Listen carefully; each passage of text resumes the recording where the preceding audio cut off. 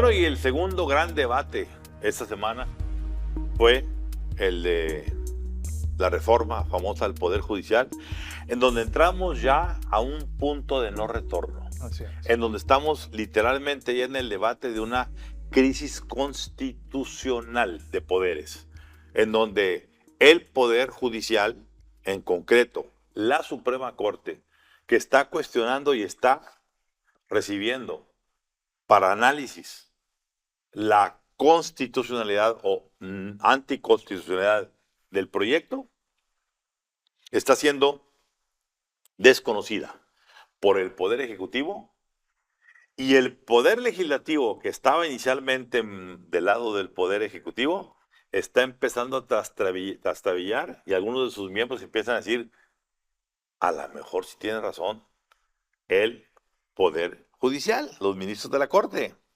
Tenemos que darle una checadita. Entonces tenemos un Poder Ejecutivo que dice, vamos porque vamos, y no nos van a parar los ministros de la Corte, ¿no? Sí. Y una Corte que dice, perdóname, yo tengo todo el derecho, porque soy la instancia, Para revisar la parte constitucional de sin cualquier... pronunciarse sobre el fondo todo. No, simplemente decir, esto es debatible o no es Entrada. debatible.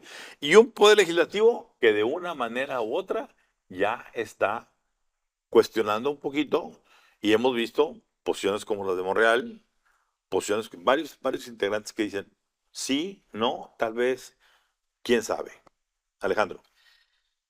La discusión es tan profunda que a veces no logramos entender el espíritu de lo que está pasando. Y yo lo vi en una exposición que hizo el ministro Lainez, donde decía, sí tenemos que respetar la voluntad y el poder que ejercen las mayorías, pero eso no quiere decir no hacerle caso a las minorías y dejar fuera porque esto se convierte en una dictadura, ¿sí? Entonces, creo que lo que está haciendo la Suprema Corte, y creo que qué bueno que se tomó la decisión de al menos retar, pase lo que pase, pero al menos decir, somos un poder que sigue de pie y que puede retar con poder, porque finalmente lo que vimos es que con el simple hecho de darle entrada, el proceso se detiene hasta que la Suprema Corte lo defina. Entonces, creo que está mostrando dignidad la Suprema Corte porque...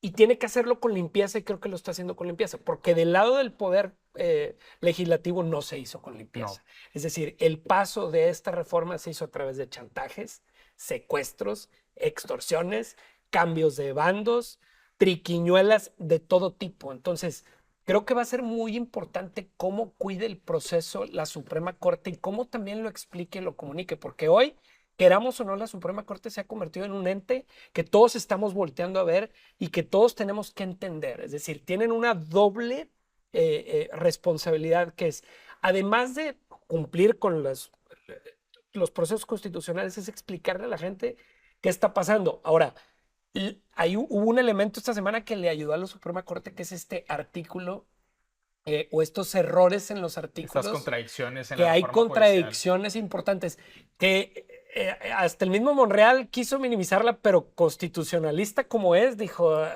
No puedo dejar de decirlo. no puedo dejar de decirlo, y sí hay. Y aunque hayan dicho, bueno, eso se corrige. Hasta la propia Pues presidenta habían dijo. dicho que se iba a corregir en la secundaria, hicieron la secundaria y le hicieron mal. Así es. Entonces, yo veo muy importante en el paso, pero tampoco veo a un poder como Morena, o habría que ver cómo reacciona la presidenta como para que deje pasar esto.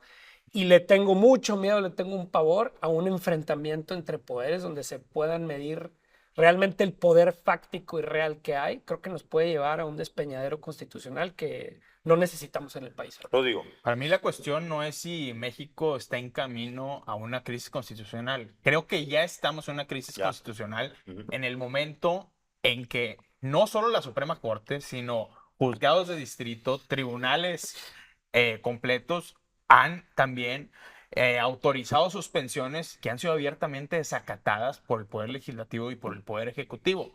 Vemos a Ricardo Monreal, coordinador de la bancada de Morena en la Cámara de Diputados, decirle al INE, no acaten eso. Pero Ricardo Monreal, tú no eres una autoridad jurisdiccional.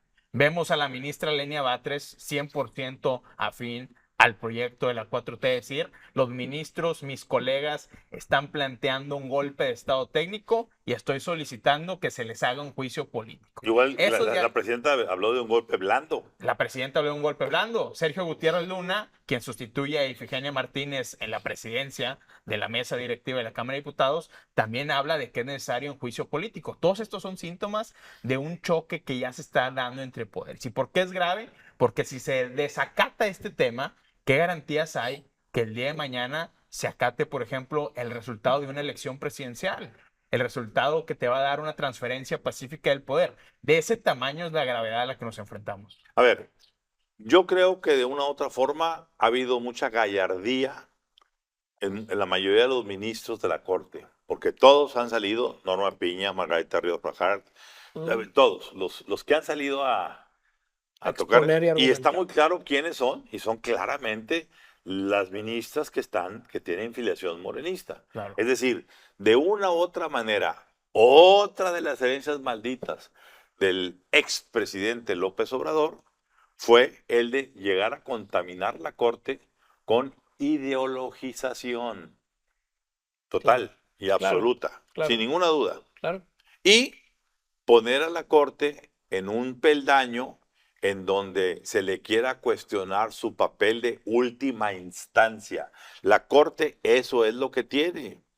Y la Corte es la final definitoria de la constitucionalidad o no de las leyes que vienen y emanan de la Carta Magna. Claro. Ahorita tú decías, Alejandro, el asunto de respetar lo de las mayorías. Sí, en la elección para las personas que van a gobernar a nivel local, estatal o federal, legislativo, ¿sí? Y ahorita todavía no el judicial. Sin embargo, no puedes caer en la tentación de hacer populista la justicia, como es lo que se está hoy debatiendo con las famosas elecciones de jueces. Tú imagínate que están hablando de elegir popularmente a los ministros de la Corte. Claro.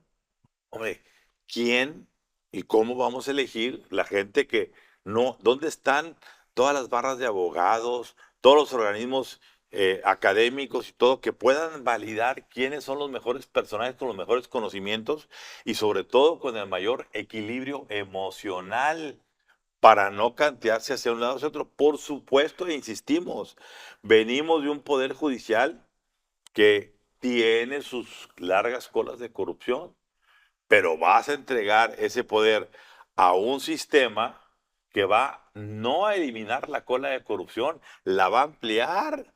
¿Por qué? Porque quienes van a entrar van a decir, como no tengo aquí mucho tiempo, voy. ¿Y quién va a poder comprar a esa gente?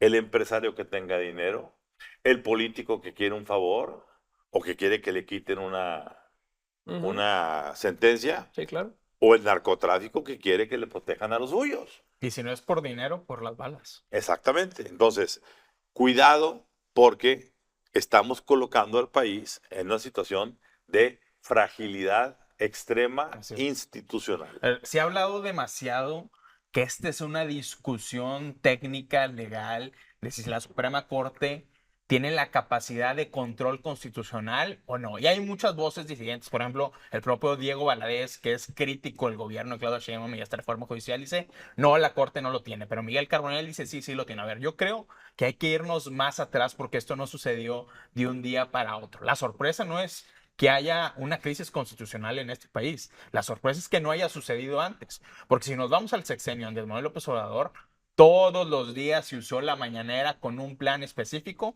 para minar al Poder Judicial un día sí y otro también. Y eso se volvió la base de la campaña para el 2024. La narrativa. Por eso ahora la reforma judicial es un mandato popular, porque es un mandato popular que se tejió día a día desde la conferencia matutina del presidente López Obrador. Vino después la compra o el apoderamiento, el control del INE y del Tribunal Electoral y nadie hizo nada.